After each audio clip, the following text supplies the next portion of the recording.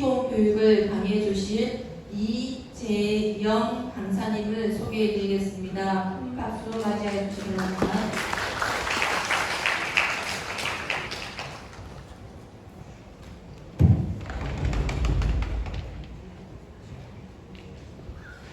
예, 반갑습니다. 이재영입니다. 세금에 바쁜 여러분들께서 이렇게 국방의 의무를 다하기 위해서 참석해 주셨습니다. 국가를 대신해서 그리고 이 행사를 주관하는 의창구청을 대신해서 여러분에게 대단히 감사하다는 말씀을 드립니다. 감사합니다. 자, 여러분 구호 한번 외치고 잠도 오는데 시작합시다. 자, 여러분 손 한번 내보십시오. 자, 이렇게. 자, 여러분 이렇게. 자, 엄지척. 자, 따라합니다. 나는 존경받을 만하다. 존경받을 만하다. 예, 여러분께서는 충분히 존경받을 만합니다. 감사합니다. 자, 민방위 복장부터 잠깐 보도록 하겠습니다. 여러분들 TV 화면 같은 데 보면은 민방위 복장이 이렇게 노란 것도 있고 녹색도 있잖아요. 그죠? 많이 봤죠? 많이 봤는데 원래 녹색으로 통일이 됐는데 한목에 다 바꾸려고 하니까 예산이 너무 많이 듭니다. 그래서 일단은 다 바뀔 때까지 전차적으로 노란색과 녹색을 혼용하기로 했으니까 여러분들께서 TV 화면이나 그다음 이런 걸 보고 혼동하지 마시기 바랍니다. 오른쪽으로 볼게요. 2022년부터 민방위 제도가 잠깐 바뀌었는데요. 과거에는 1년에서 4년차까지가 4시간 교육을 받고 5년차 이상이 1시간 교육을 받았습니다. 그러나 지금은 여러분들처럼 1, 2년차나 4시간 교육을 받고 3, 4년차는 온라인으로 2시간, 5년차 이상은 1시간 교육을 받게 되었습니다. 이렇게 교육 시간이 축소되다 보니까 일각에서는 이런 우려도 합니다. 야, 민방위가 1, 2년 차만 4시간, 3, 4년 차 2시간, 5년 차 1시간 받아서 역할을 할 수가 있겠는가? 충분히 합니다.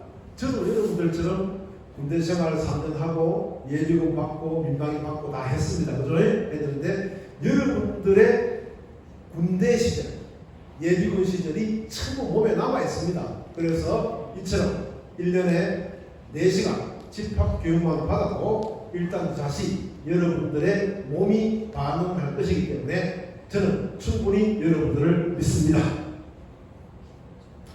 자, 민방위의 정의부터 보겠습니다. 화면을 잠깐 보십시오. 민방위 사태로부터 주민의 생명과 재산을 보호하기 위하여 정부의 지도하에 주민이 수행하여야 할 방공, 방제, 구조, 복구, 군사작전상 필요한 물자, 운반 노력 지원 등 모든 장의적 활동을 마련한다. 이렇게 나와 있습니다. 그죠? 다 아실 것이고 몇 가지만 말씀을 드리겠습니다. 첫째, 민방위의 임무 중에 가장 중요하고 가장 핵심적인 것은 뭐다? 방공입니다. 에어 디펜스, 방공입니다. 외국인들이 우리나라의 민방위 제도를 보고 한국에는, 대한민국에는, 사우스 코리아에는 공군이 두 개가 없다. 에어 디펜스하고 에어폴스하고. 아닙니다. 그죠? 민방위의 임무가 그만큼 방공에 치중이 되어 있습니다. 몇 원으로 아십니까? 한국 전쟁 때문에 그렇습니다. 여러분, 한국 전쟁 당시에 우리 남한에는 공군이 없었어요. 연습기만 몇 대 있었습니다. 그러나 북한에는 미국기가 있었어요. 전쟁이 진행되면서 미국에 의한 공격이 굉장히 거세져서 우리나라의 군인뿐만 아니라 국민의 생명과 재산이 엄청나게 손해를 봤어요. 그래서 그 당시에 계엄사령부에서 북한의 미국인을 방어할 수 있는 방법이 없을까? 머리를 짜내다가 만든 게 뭡니까? 민방공총본부, 지금의 민방위의 정신입니다. 이 민방공총본부에서 뭐라 했는가 하면 세 가지를 했어요. 첫째는 뭡니까? 적기신고. 그 당시에 적기신고 요령을 보면 이렇게 나와 있습니다. 하늘에서 소리가 난다, 들어눕는다, 하늘을 관찰한다, 비행기 꼬리에 별표가 있으면 군부대, 경찰, 관공서에 신고한다. 이렇게 나와 있습니다. 지금 생각하면 이해가 안 가죠. 왜? 들어누가 무슨 비행기를 관찰하고 비행기를 관찰해가 신고해가 언제 도망가냐? 그 당시에는 가능했습니다. 여러분들 한국 전쟁이나 2차 세계대전 당시의 영화를 보면 알겠지만 그 당시에 전투기나 전폭기는 굉장히 느렸죠. 앞에 이 선풍기 날개처럼 옹 달리가 굉장히 낮게 떠가 다녔습니다. 충분히 신고하고 대피할 시간이 있었습니다. 두 번째가 뭐냐면은 방공호판입니다. 여러분들 아마 동네에 가면은 옛날 방공호의 흔적이 남아있을 겁니다. 산에 이렇게 구덩이를 파놨습니다. 알겠습니까? 구덩이를 파놓고 공습경보가 왜 울리면은 사람들은 일손을 멈추고 전부 거기로 쫓아갔습니다. 폭수모가 있다가 해제경보가 울리면 일상으로 복귀를 했습니다. 세 번째가 뭐냐면 등화관제입니다.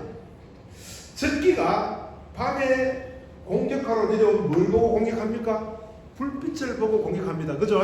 자, 그 당시에 관공서, 가정, 공장, 사무실 할 것 없이 전부 검은 커튼을 다 달았습니다. 창문에. 공습경보가 딱 울리면은 커튼 다 닫고 불을 탁 끕니다. 그럼 적기가 와가지고 공격할 대상을 잃게 됩니다. 그죠? 그래서 국민의 생명과 재산을 보호하는 데 기여를 했습니다. 지금도 민방위의 가장 큰 임무로보다 방공입니다.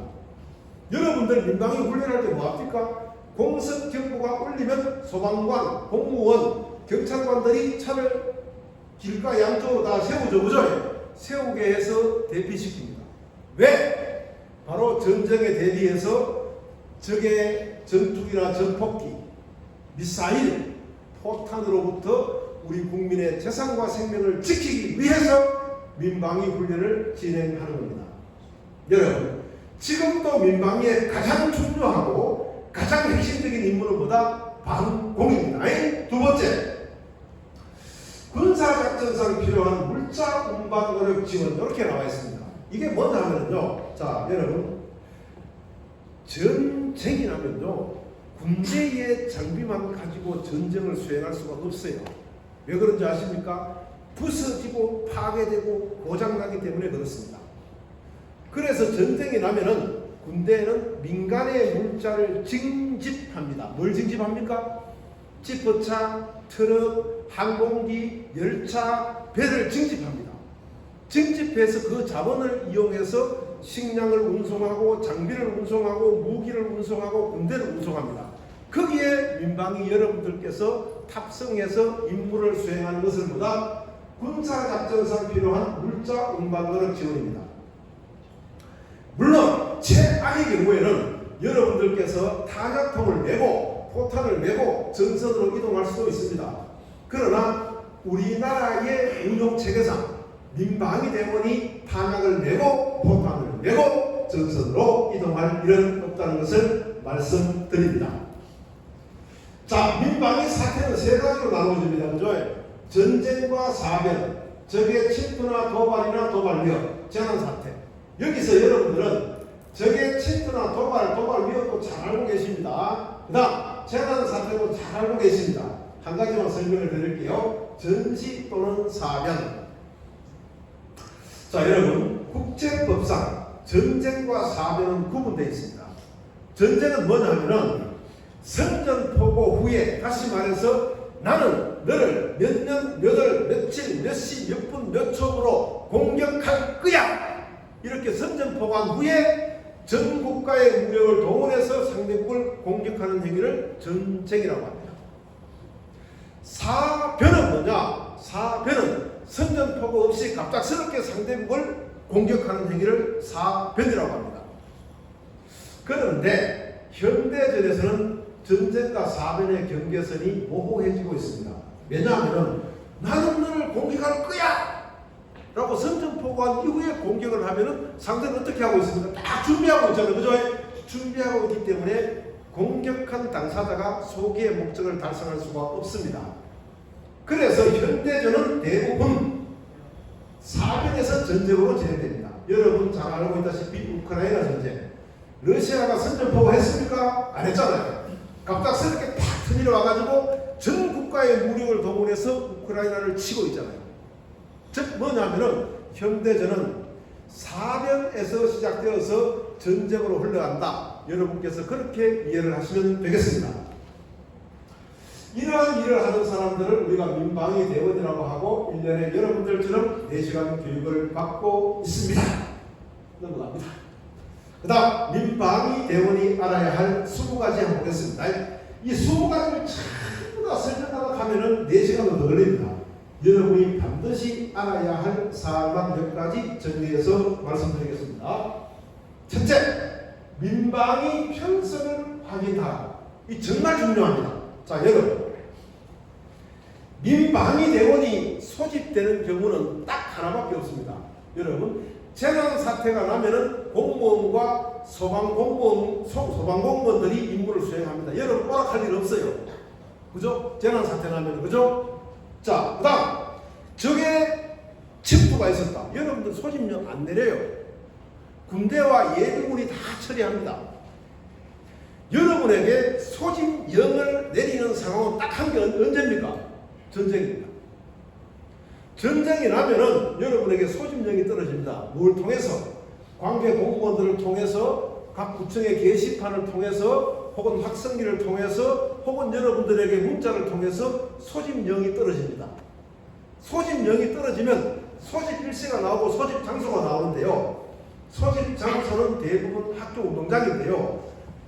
적게는 수백 명, 많게는 수천 명까지 모입니다. 이 민방위 대원이 한 번에 쫙 소집령이 떨어져서 모였는데 내 소속이 어딘지, 나의 민방위 대장이 누군지도 모르고 찾아가도 못하고 우왕좌왕하면서 너 어디 가면 되는겨? 너 어디 가면 되는겨? 이 카드가 고리를 다 봅니다. 임무 수행을 할 수가 없어요. 그래서 여러분께서 반드시 알아야 될 게 뭡니까? 민방위 편성을 반드시 확인해야 된다. 아시겠습니까? 네. 자, 두 번째, 응급환자 대처 요령이 있습니다. 한번 읽어볼게요. 응급환자 발생 시 대처 요령. 주변을 통제하고 119에 신고한다. 이거는 평시입니다. 우리가 평시에는 국가체계가 살아있습니다. 그죠? 살아있기 때문에 응급환자가 발생하면은 주변을 통제하고 119에 신고하면은 119에서 환자를 어디로 이송합니까? 병원으로 이송합니다. 그러나 전쟁이라는 상황이 발생하면은 국가 기능 자체가 일부 마비되고 비상체계로 돌아가게 됩니다. 119가 어디 있습니까? 아무것도 없습니다. 그때 대비해서 여러분들이 응급구조 방법을 배우는 겁니다. 뭡니까? 심폐소생술을 하고 자동심장 충격기 사용법을 여러분들이 알아야 하고요. 두 번째로 부목과 붕대 사용법을 익히게 되는 것입니다. 다시 말해서 평시에는 주변을 통제하고 응급환자가 발생하면 119에 신고하면 그만입니다. 그러나 전쟁이라는 상황이 발생하면 국가 기능 자체가 일부 마비되기 때문에 응급환자가 들어오면 여러분들께서 자동심장 충격기는 사용할 줄 알아야 되고 심폐소생술도 알아야 되고 그 다음에 부목과 붕대 사용법도 알아야 된다. 그렇게 말씀을 드리겠습니다. 넘어가겠습니다. 자, 여러분, 이거는 평시에 정말 중요합니다. 자, 보겠습니다. 이게 비상소화장치인데요. 요거 A 한번 보겠습니다. 요게 돌돌 말리는 거 있죠. 요게 호수입니다. 요걸 호수를 쫙 피고요. 요 밑에 밸브 있죠. 밸브를 돌리면 물이 나옵니다. 요것도 마찬가지예요. 요거 흰 거 있죠. 흰 거. 요게 호수입니다. 호수를 쫙 피고 요 밸브를 열면 물이 나옵니다. 자, 이게 왜 중요한가 하면요. 여러분들, 대형 화재 현장에 감식을 해보면요, 대체적으로 이것이 사용 안 된 경우가 많아요. 안타까워요. 이것만 사용되었다면은 생명과 재산을 얼마든지 지킬 수 있는데 이 비상소화장치가 사용되지 않는 경우가 굉장히 많습니다. 제가 경험한 걸 들려드릴게요. 제가 대학교 다닐 때 24시간 도서관이 있었는데 그 당시에는 석유난로였어요. 석유난로인데 누가 바로 가다 탁 차고 너무 때렸어요. 저는 그때 책상 위에서 자고 있었어요. 갑자기 열기가 확 오더라고. 눈을 번쩍 떠보니까 연기는 꽉 차있고 오도가도 할 데가 없어. 그래서 야, 나는 꼼짝없이 죽었구나 싶었어요. 근데 갑자기 막 왔다 갔다 하다 보니까 얼굴에 무엇이 팍 와요. 밀가루 같은 게 누가 소화기를 쐈어. 야, 여기서 죽는 것 같다 싶은데 갑자기 막 물줄기가 쫙 잘 부르더라고요. 누군가가 뭡니까? 비상소화장치를 작동한 겁니다. 나중에 알고 봤더니 학교에서 이 아저씨가 비상소화장치를 작동시켜서 불을 조기에 진화시켜서 한 명도 사상자가 안 났습니다. 여러분들이 여러분들의 직장에 가든 관공서에 가든 어디를 방문하든 반드시 건물에 들어가면 이 비상소화장치가 어디에 있는지 반드시 확인하기 바랍니다. 이것을 확인했을 때 긴급 상황이 발생하면 여러분들께서는 생명과 재산을 보호한 귀중한 사람이 되는 것입니다. 반드시 그렇게 하기 바랍니다. 다음 민방위대 임무를 한번 보겠습니다. 임무를 보면은 화면을 잠깐 볼게요. 평시에는 신고망 관리 및 운영, 경보망 관리와 경보체계 관리, 공동지하 양수시설 및 대피소, 대피지역 통제소 설치 및 관리, 필요 물자 및 장비 비축, 민방위 교육 및 훈련, 그 밖에 민방위 사태의 예방, 수습, 복구, 지원에 관한 사항 6가지가 나와 있습니다. 그죠? 나와 있는데 평시에 여러분들은 민방위 교육 및 훈련만 잘 받으면 됩니다.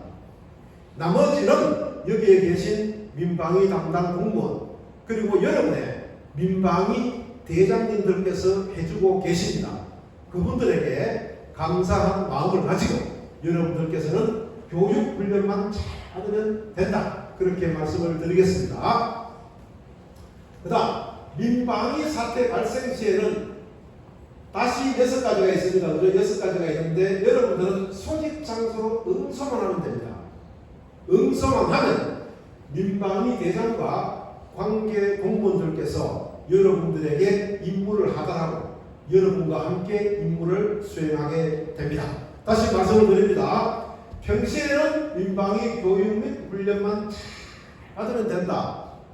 민방위 사태 발생 시에는 뭡니까? 소집 장소로 응소만 하면 된다. 그렇게 말씀을 드리겠습니다. 그 다음 국민의 자세입니다. 국민의 자세는 기본적으로 교육의 의무, 납세의 의무, 근로의 의무, 국방의 의무가 있습니다. 이는 기본적인 의무고요. 민방위 대원으로서 가져야 할 국민의 자세에 대해서 여러분께 몇 가지 말씀을 드리겠습니다. 자, 여러분, 국가와 민족의 자부심을 가져라.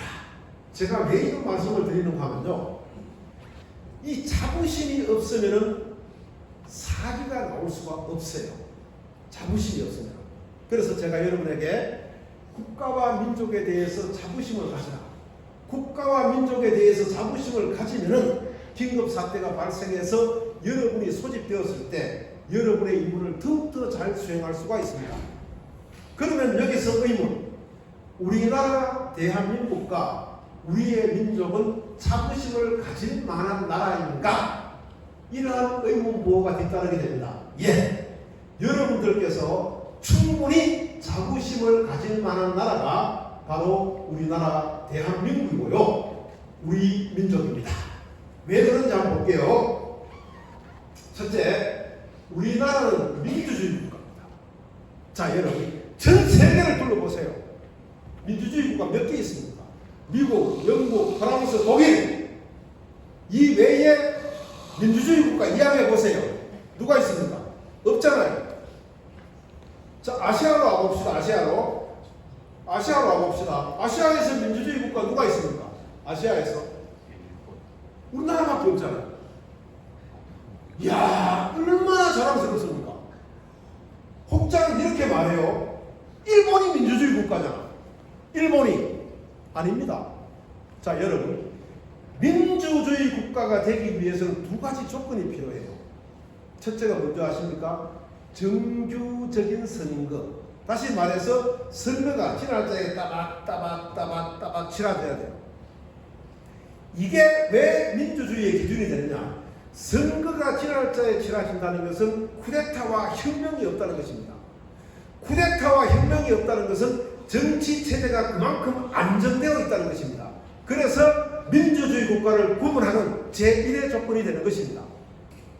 두 번째 민주주의 국가를 구분하는 조건은 뭡니까? 바로 정권 교체입니다. 정권이 이 당에서 저 당, 저 당에서 이 당, 이 당에서 저 당으로 왔다 갔다 해야 민주주의 국가입니다. 왜 그런지 아십니까? 정권이 바뀐다는 것은 경쟁 체제가 확립되어 있다는 것입니다. 경쟁 체제가 인정되지 않으면 정권은 바뀔 수가 없습니다. 그래서 민주주의 국가의 두 번째 조건으로 정권 교체를 이야기하는 것입니다. 일본 한번 보세요. 일본은 제1의 조건, 정규적인 선거는 일어나고 있어요. 근데 제2의 조건, 정권 교체가 안 돼. 한국은 맨날 권력을 잡고 있어요. 누굽니까? 자민당. 한 당이 정권을 잡고 있으면 왜 민주주의 국가가 아니냐? 이유가 있어요. 자, 여러분, 일본에서 자민당은 누구를 대변합니까? 중산층 이상을 대변하잖아요. 일본에서 민주당은 누구를 대변합니까? 서민을 대변해요. 일본이 지금까지 근대국가 이후로 자민당 일당이 계속 정부를 구성하고 있다는 것은 누구만 덕 받다는 것입니까? 중산층 이상만 덕을 받다는 것입니다. 이러한 국가를 뭐라 그럽니까? 한 계층에 의한 독재라고 합니다. 그래서 일본은 어떤 경우에도 민주주의 국가로 명명될 수가 없습니다. 우리나라는 전 세계가 인정하는 민주주의 국가입니다. 여러분들이 자부심을 가져도 됩니다. 자, 두 번째, 우리나라는 경제 개혁입니다. 화면을 잠깐 보시기 바랍니다. 2024년 기준 1조 8,689억 달러 우리나라의 GDP입니다. 우리나라 국민이 생산한 양입니다. 이게 세계 12등입니다. 세계 12등입니다.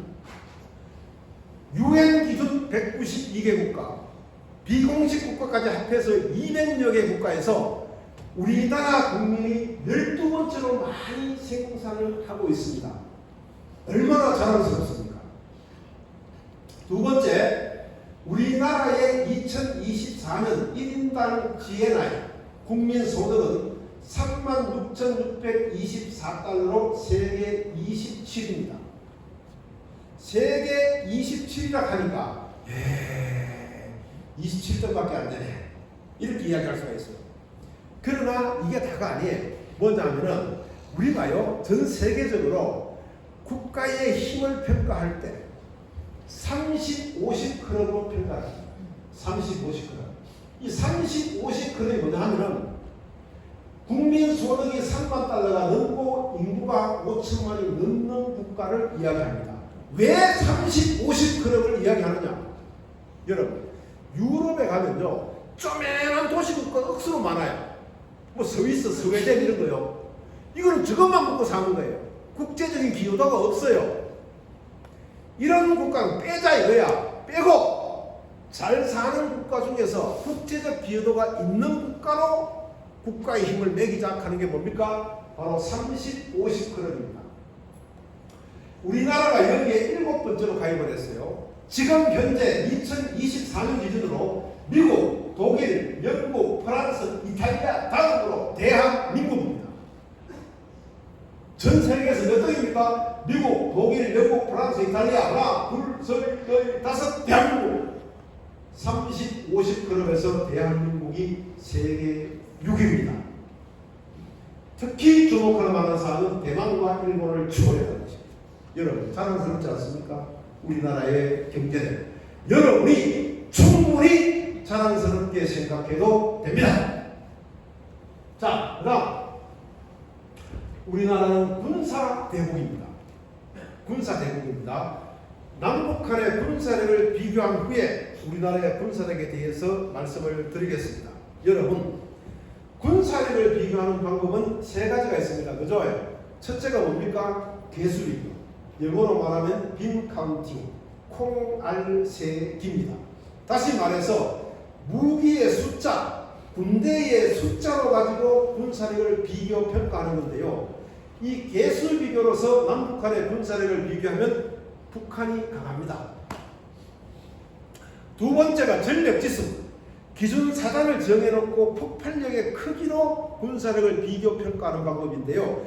이 방법을 사용해서 군사력을 평가하면 남북한의 군사력은 비슷합니다.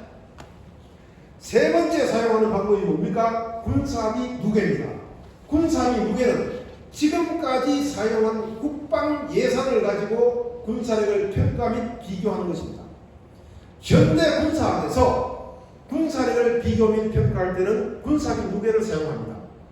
에이! 앞에서 니 끔찍이는 기지 이렇게 할 수가 있어요. 아닙니다. 자, 여러분, 우리나라에서 안보 분야에서 타의 추종을 불허하는 함태경 교수가 짓는 국가안보의 정치 경제학이 요 책에서 그렇게 나와 있습니다. 그리고 왼편에 국가의 힘, 남북 간의 군사력을 비교한 국가의 힘 가족책, 이건 제가 지은 겁니다. 알겠습니다. 여기에 그렇게 나와 있습니다. 그리고 밑에 2002년 국방백서, 지금 국방백서가 2022년까지 나오고 안 나왔습니다. 이 국방백서에도 그렇게 나와 있습니다. 자, 여러분, 왜 군사비 무게로 군사력을 평가하느냐? 이유를 이야기해 줄게요. 군사비 무게는 세 가지로 구성이 되어 있어요. 그죠? 첫째가 뭡니까? 인건비. 즉 양병에 도는 돈입니다. 양병. 군사력을 유지하는데 돈을 많이 썼다는 것은 그만큼 군인들에게 대우를 잘해줬고 군인들에게 월급을 많이 줬다는 것입니다. 그죠? 이것은 군인들의 사기와 연관이 됩니다. 과거에는요, 배고픈 군대가 잘 싸웠어요. 왜 그런지 아십니까? 왜 배고픈 군대가 잘 싸웠는지 아십니까? 가라! 공격해서 이기고 약탈하라. 이 약탈 때문에 배고픈 군대가 잘 싸웠습니다. 그러나 현대전에서는 배고픈 군대가 잘 싸울 수가 없습니다. 왜? 자부심이 없는데. 그래서 인건비, 양병에 돈이 많이 들었다는 것은 사기가 높다는 것이고, 사기가 높다는 것은 잘 싸운다는 것입니다. 군사비 두 번째 구성 요소, 운영유지비입니다. 운영유지비는 군대를 운영하고 훈련하는 데 드는 돈입니다. 운영유지비를 많이 썼다는 것은 군대가 체계적이고 훈련이 잘 되어 있다는 것입니다. 세 번째 군사비는 무엇입니까? 투자비입니다. 투자비는 무엇입니까? 무기를 개발하고 생산하고 사가오는 데 드는 돈입니다. 투자비를 많이 썼다는 것은 무기를 많이 만들고 사가지고 왔다는 것입니다. 그래서 현대 군사학에서 군사력을 비교 평가하는 데는 군사비 무게를 사용한다. 이렇게 말씀을 드리고요. 이 군사비 무게를 사용해서 우리나라와 북한의 군사력을 비교해 보면 우리나라가 3배에서 8배 정도 강한 군사력을 갖고 있습니다. 그런데 여기서 질문이 있을 수 있어요. 아니 3배면 3배고 8배면 8배지 3배 강하고 8배 강하고 이게 뭐냐? 국가의 특성 때문에 그래요. 이 북한이라는 국가는요, 군사비를 그대로 사용 안 해요. 꼬불창을 보세요. 뒤에 꼬불창. 왜? 자기가 사용하는 군사비를 그대로 발표해버리면 북한 인민들이 좋아하겠습니까? 아니 인민들은 굶어 죽을 판인데 군사비를 이래 많이 썼어 하면 좋아하겠습니까? 좋아 안 합니다. 그래서 막 뒤에 꼬불치놓고 숟가락고 막 씁니다. 우리나라 국방부에서도 꼴머리를 알아요. 북한 정부 숟가락고 쓰긴 쓰는데 얼마나 숟가락고 쓰는지 매년 우리나라 국방부에서 추적을 해요. 알겠습니까? 추적해서 발표를 해요. 그래서 북한이 공식적으로 발표한 군사비를 가지고 비교하면 우리가 8배 강한데요. 대한민국 국방부에서 북한의 은닉한 군사비를 합해서 발표하는 군사비로 비교를 하면 한 3배 정도 강합니다. 자, 그리고요. 우리나라에서 전쟁이 나면은 해외 군사력이 엄청나게 들어옵니다. 화면을 잠깐 볼게요. 보면은 우리나라에서 전쟁이 나면은 미군의 전원 전력인데요. 첫째, 신속 억제 전력. 전쟁이 나면 신속 억제 전력에 의해서 들어오는 게 얼마나? 한 개의 항공모함하고 200에서 300대 규모의 전투기와 전폭기가 들어옵니다. 이걸로 전쟁을 못 막았다. 두 번째 단계. 전투력 전강 전력.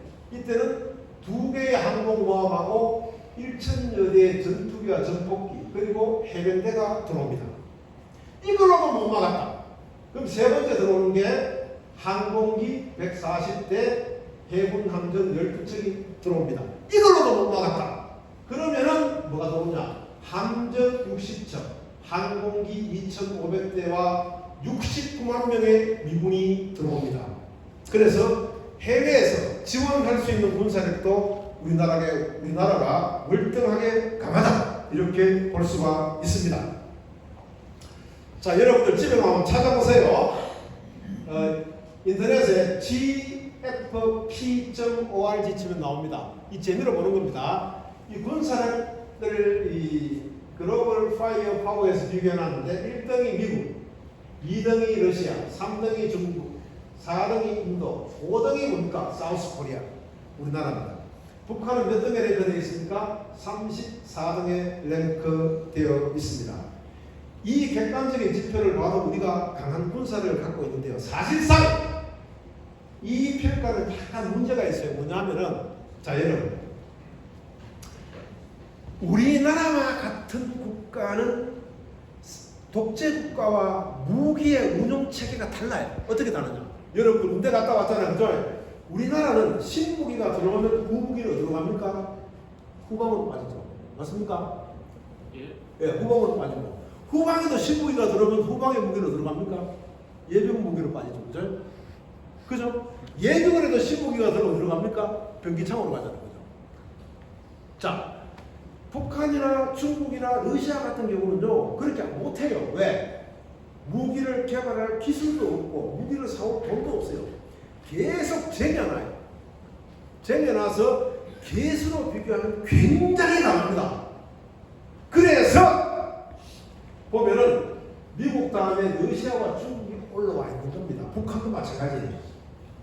스톡홀름 국제평화연구소 IISS에서 평가한 기관 기록을 보면은 북한이나 사회주의 국가의 무기는 40% 정도가 운용이 불가하다고 평가되어 있습니다.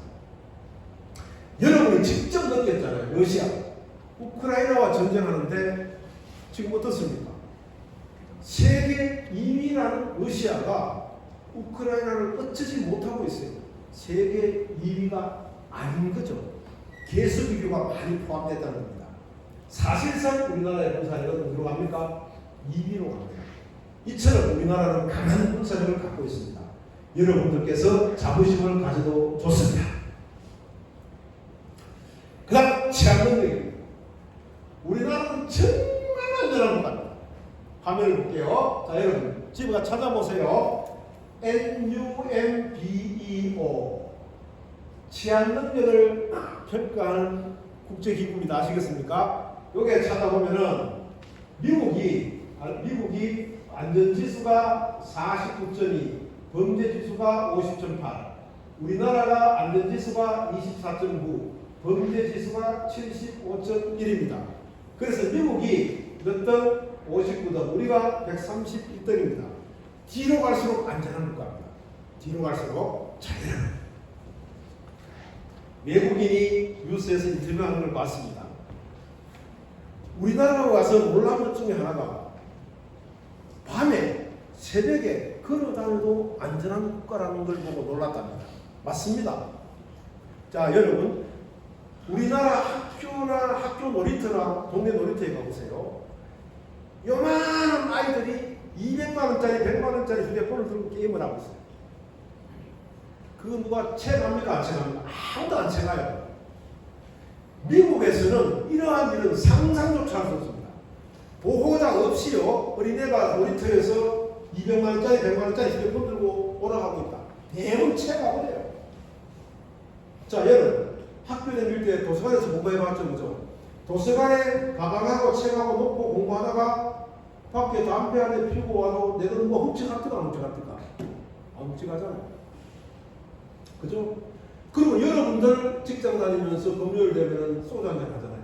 그죠? 친구들하고, 야, 오늘 대학은 한잔 빨자! 하잖아, 그죠? 쫙 모이면은 앉아가지고 이제, 야, 어떻고 저떻고 쭉 마시잖아요. 마시다 뭐 합니까?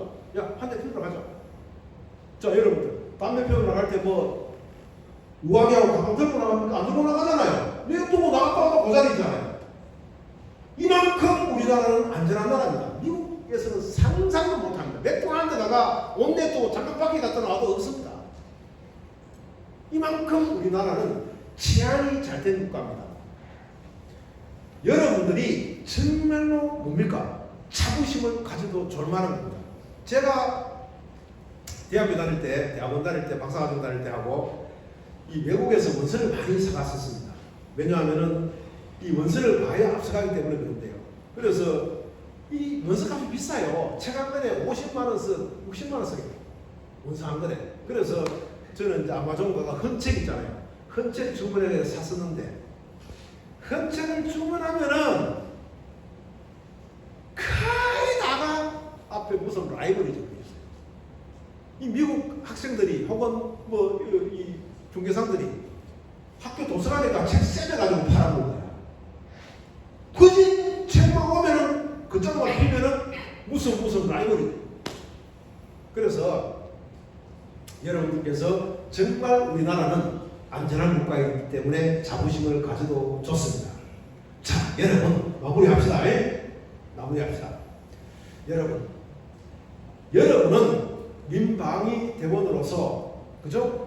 평시에는 이렇게 교육만 열심히 받으면 됩니다. 그죠? 그러나 가끔씩은 이렇게 고생하시는 나머지 5가지를 해주는 민방위 담당 공무원들과 여러분의 대장님들께 감사한 마음을 가져야 합니다. 알겠습니까? 그리고 민방위 사태 발생 시 여러분에게 소집령이 떨어지는 것은 딱 하나다. 언제다? 전쟁이다.